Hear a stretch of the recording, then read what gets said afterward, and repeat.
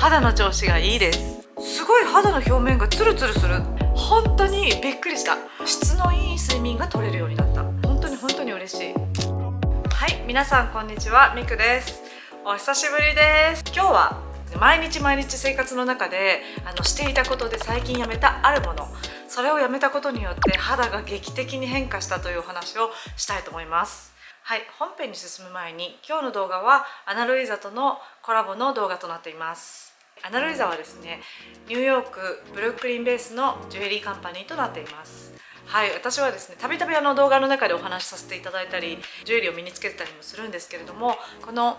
ピアス、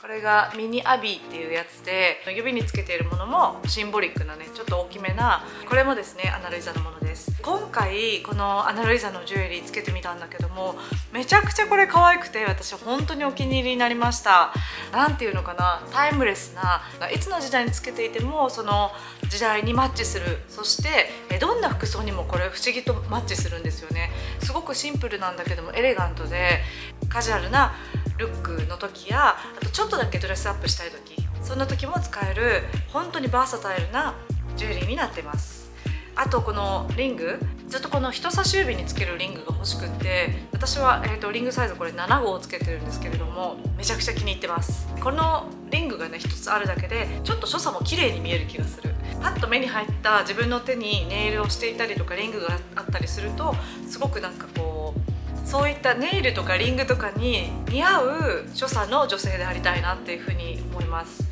はい、なのでね、ちょっとね、いつものガサツな行動からリングをつけるだけでちょっとだけ気持ちがエレガントになったりとかするのが本当にアクセサリーの不思議なところだなと思います。こういったリング、人差し指にするようにインパクトのあるリングって持ってなかったので、すごく新鮮な気分です。今年の夏はね、もうこれが大活躍すること間違いなしだなと思ってるんですが、このデザインだったら年間通して夏でも冬でも秋でもどんな季節でもどんなファッションにでもいけるんじゃないかなと思っています。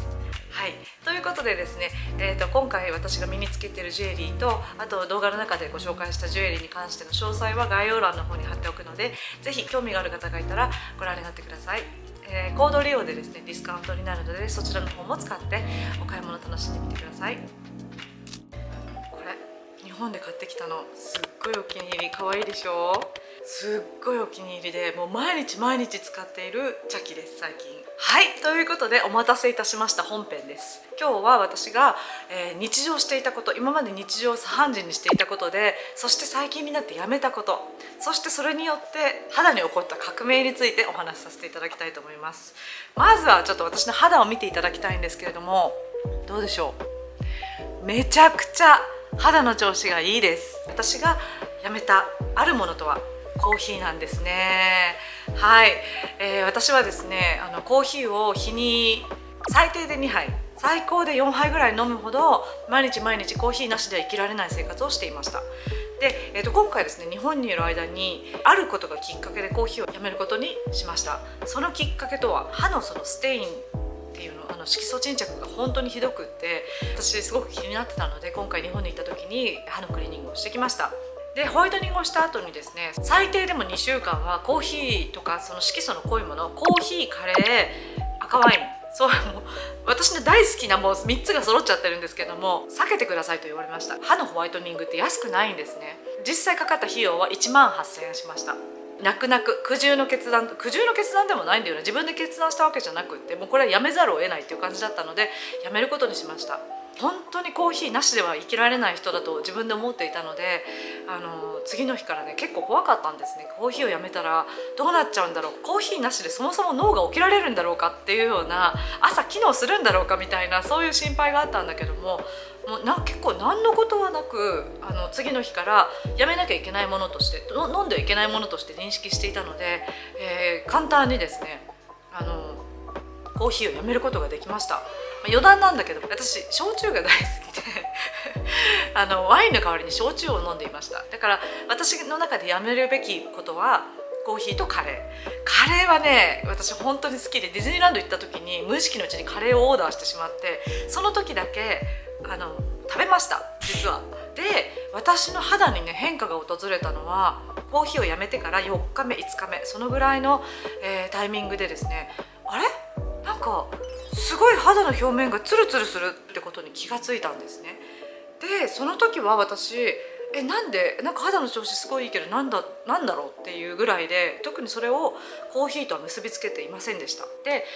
10日が経って肌の調子の良さっていうのがずっと継続してたんですね。肌が調子いい時、不調な時っていうのって誰でもあると思うんだけども、私もそういうことを経験しながらね、この何十年も生きてきているんだけども、肌の表面がツルツルするっていう経験って最後に経験したのいつだろうっていう、本当スクラブとかしたらもちろんツルツルはするんだけど、それを超えたツルツル、もう本当にビニールのようなツルツルになった自分の肌に本当に驚きました。これ本当に誇張じゃなくてめちゃくちゃびっくりするぐらい、朝洗顔した時にツルっていう、もうツルンっていう感じで本当にびっくりした。生活の中の何を変えてこうなったんだろうって思った時に、コーヒーだ、私の中の生活で変わったのはコーヒーしかないと思って、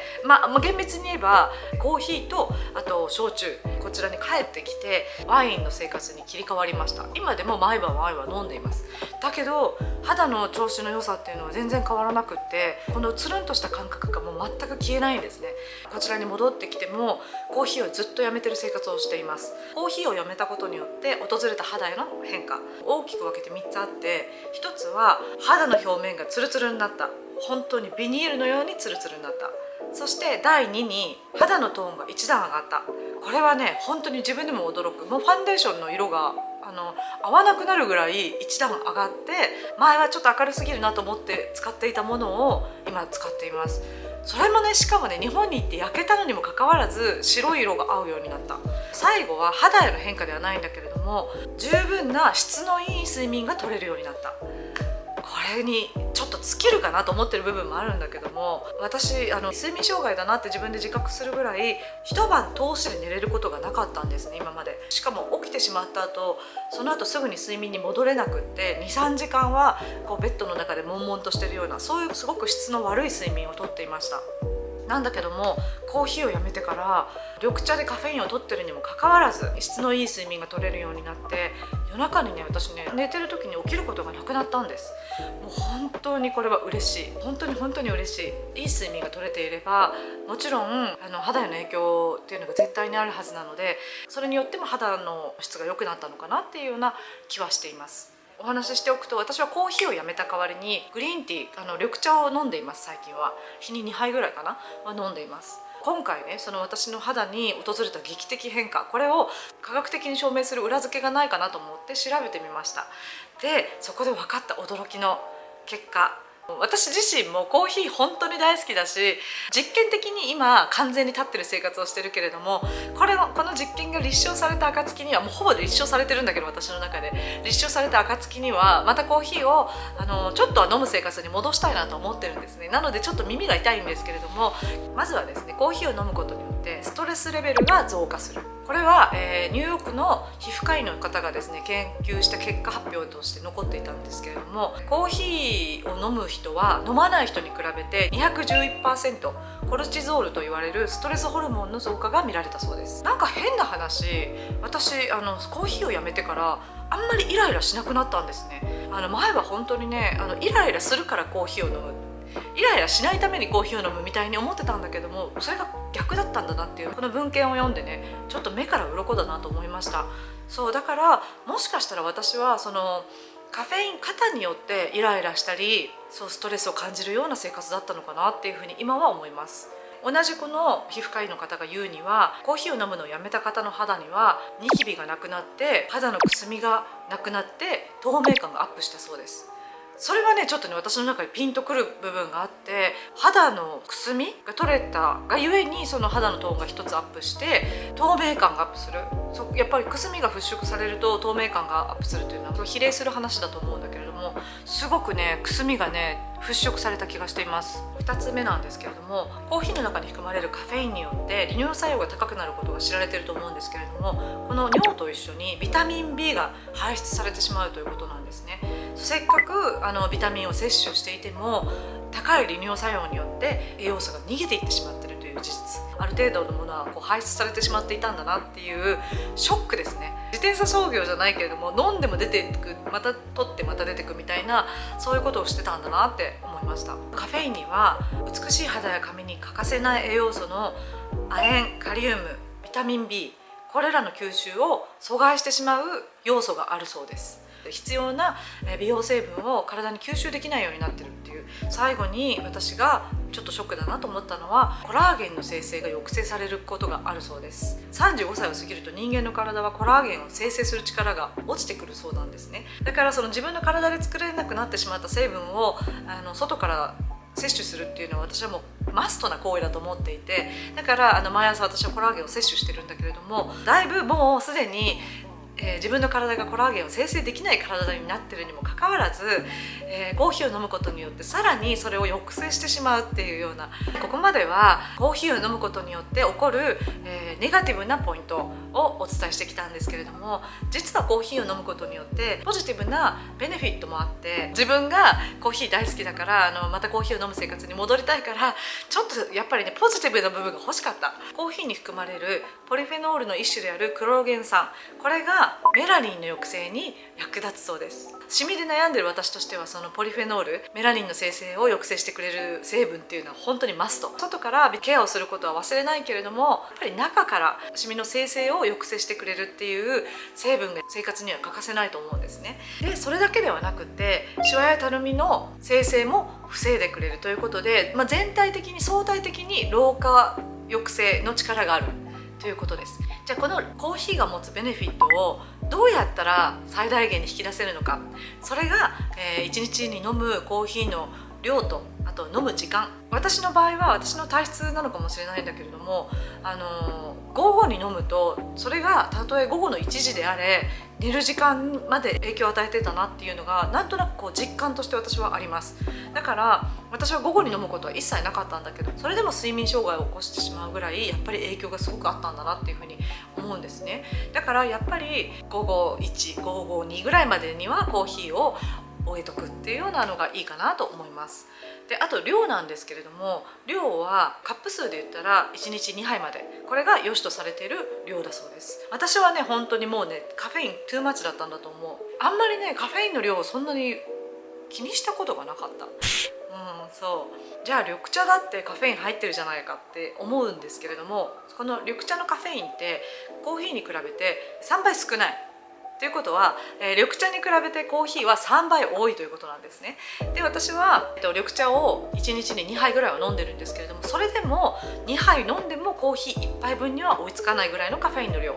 ということで、肩になっていないっていうことが私をすごく安心させました。だからコーヒーを単純に飲むよりも、もしかしたら緑茶を飲む方が肌や髪には優しいのかもしれないと思いました。緑茶に関して言うとビタミン C が含有されていて、緑茶3杯飲むとレモン1個分のビタミン C が取れるっていうのは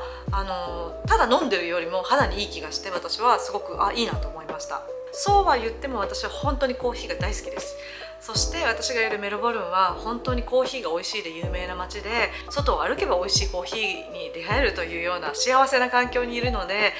コーヒーを完全に断つことは嫌だなと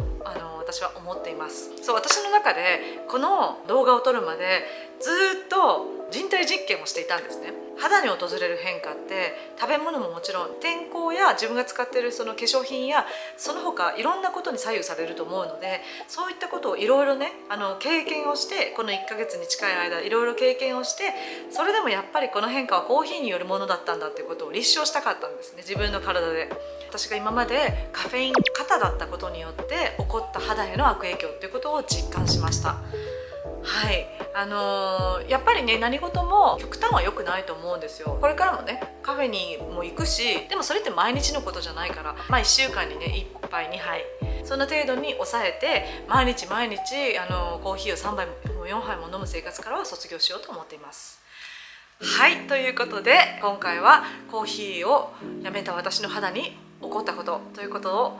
お話しさせていただきました。いかがだったでしょうか。コーヒーを完全にやめればいいっていうわけじゃなくて、やっぱりうまく飲む時間だったり飲む量だったりっていうことをコントロールして、うまく自分の生活の中でこうアジャストしていけたらなと思っています。はい、ということで冒頭でもお話しさせていただきましたアナルイザのジュエリーに関しての詳細は概要欄の方をぜひチェックしてみてください。はい、ということで、今回の動画は以上になります。今回の動画が面白かったと思う方はグッドボタンとチャンネル登録をぜひよろしくお願いします。それでは皆様、また次の動画でお会いしましょう。じゃあね、またね。